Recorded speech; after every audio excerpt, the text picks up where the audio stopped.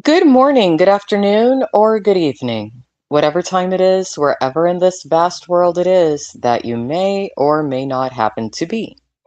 Welcome once more to another live stream of Alexandra Mayers Live, page by page reading and commentary of the modern English version of the Bible. So today we're going to go back into the first book of Kings, chapter 3. Which revolves around Solomon asking for wisdom. This particular chapter also goes into the specific wisdom of Solomon. Wisdom, wisdom, wisdom. It's interesting how sometimes we as individuals go through things in our lives to where we don't understand exactly why we've been put into certain situations at that time. We might cry out to God and say, why am I going through this? Why do I have to experience this? What's the point? The answer, so that you can attain God's wisdom. Those of you who follow me for the right and the wrong reasons, those of you who have followed me for many, many years now, because I've been on the internet since before the internet was the internet. You know a lot of the things that I've had to go through. I have not understood why I've had to experience certain things, but today I understand why I experienced quite a bit. It was so that I could attain wisdom, not only for others, but for myself, so that I can protect myself.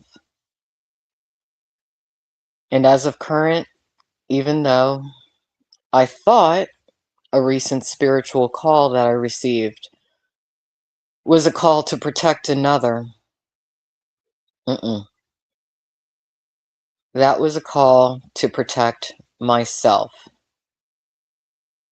Someone who I thought was a victim is in actuality a predator. Quite a few people who I thought were victims are in actuality predators. I have enough wisdom and enough faith to know that I will be fine. I have enough wisdom to know that the only thing to fear is fear itself. I have enough wisdom to know how to see properly. For those of you who follow me for the right reasons, I do want to make it clear that I have been informed that there are some people who, strangely, I have helped over the years, but who have the intention of eliminating me, physically harming me, doing the unspeakable to me. I'm glad I just got through the first and second books of Samuel. It was meant to be for me to read those particular books of the Bible right when I did, because those particular books of the Bible taught me something. I don't have to fight. God is fighting for me. All I have to do is live. So that is what I will do. So let's go ahead and get into this chapter of the Bible, the first book of Kings, chapter 3. Solomon asks for wisdom. Solomon made a treaty with Pharaoh, king of Egypt. A treaty, so he made a deal. He married Pharaoh's daughter and brought her to the city of David until he finished building his palace, the house of the Lord, and the wall around Jerusalem. The people were sacrificing at the high places because no house had yet been built for the name of the Lord. Solomon loved the Lord, walking in the statutes of his father David, though he sacrificed and burned incense at the high places. The king went to Gibeon to sacrifice there, for that was the great high place, he offered 1,000 burnt offerings on that altar. While he was in Gibeon, the Lord appeared to Solomon in a dream that night, and he said, "Ask what you want from me." So for those of you who might just now be joining me today, this is a continuation through the generations of the story of David, really. We're talking about his son. We're kind of talking about a family business when you really think about it. A family political dynasty. That's what we're talking about.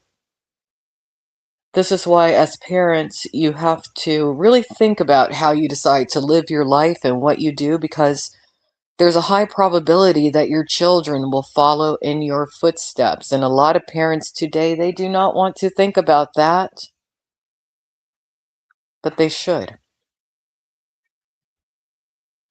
Solomon answered, "You have shown great mercy to your servant David, my father, because he walked before you in faithfulness, righteousness, and uprightness of heart toward you. And you have shown him great kindness in giving him a son to sit on his throne this day. Now, O Lord my God, you have made your servant king in place of my father David. And I am still a little child, and do not know how to go out or come in. And your servant is in the midst of your people, whom you have chosen, a great people, so numerous that they cannot be numbered or counted. Give your servant, therefore, an understanding heart to judge your people, that I may discern between good and bad. For who is able to judge among so great a people?" So he's not sure if he can do it. It pleased the Lord that Solomon had asked this. God said to him, "Because you have asked this, and have not asked for yourself long life or riches, or the lives of your enemies, but have asked for yourself wisdom to discern what is right, behold, I now do according to your words. Behold, I have given you a wise and understanding heart, so that there has never been anyone like you in the past, and there shall never arise another like you." And that's what all of us Christians have to remember. We are unique individuals. Whether you are royalty or a pauper, there will only ever be one like you. Even if you are a twin, a triplet, a quadruplet, an octuplet, you're still an individual, one of a kind. I have also given you what you have not asked, both riches and honor, so that no kings will compare to you all of your days.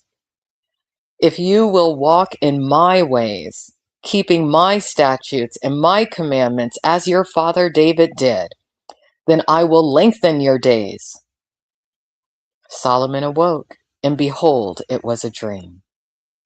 Then he came to Jerusalem and stood before the ark of the covenant of the Lord, and offered up burnt offerings and peace offerings, and made a feast for all of his servants. So he has favor with God, and God's going to do right by Solomon at this point. The wisdom of Solomon. At that time, two women who were prostitutes came and stood before the king. The first woman said, "Oh, my lord, this woman and I live in the same house, and I bore a child with her in the house. 3 days after I gave birth, she also had a child, and we were together. There was no one else with us in the house, only the two of us were in the house. Then this woman's child died during the night because she rolled over on it. She got up at midnight and took my son from beside me, while your servant slept, and laid him at her bosom, and laid her dead child at my bosom. When I arose in the morning to feed my child, behold, it was dead." But when I looked closely in the morning light, behold, I recognized that it was not my son whom I bore. This is very interesting. The other woman said, no, the living is my son, and the dead is your son. And she said, no, the dead is your son, and the living is my son. Thus they spoke before the king. Then the king said, one says, this is my son who lives, and your son is the dead. And the other says, no, but your son is dead, and my son is the living. So the king said, bring me a sword. And they brought a sword before the king. The king said, divide the living child in two, and give half to the one and half to the other. Gruesome. It's important to note, again, we have the mention of prostitutes in the Bible. Prostitution is said to be the oldest profession. Then the woman whose child was the living one spoke to the king, for she yearned with compassion for her son, and she said, oh, my lord, give her the living child, and do not kill it. But the other said, let it be neither mine nor yours, and divide it. Then the king replied, give her the living child, and do not slay it. She is its mother. All Israel heard of the king's judgment, and they feared the king, for they saw that the wisdom of God was in him to execute sound judgment. Wisdom equates to sound judgment. Have a wonderful Sunday, everyone. I will talk to you tomorrow. Bye-bye.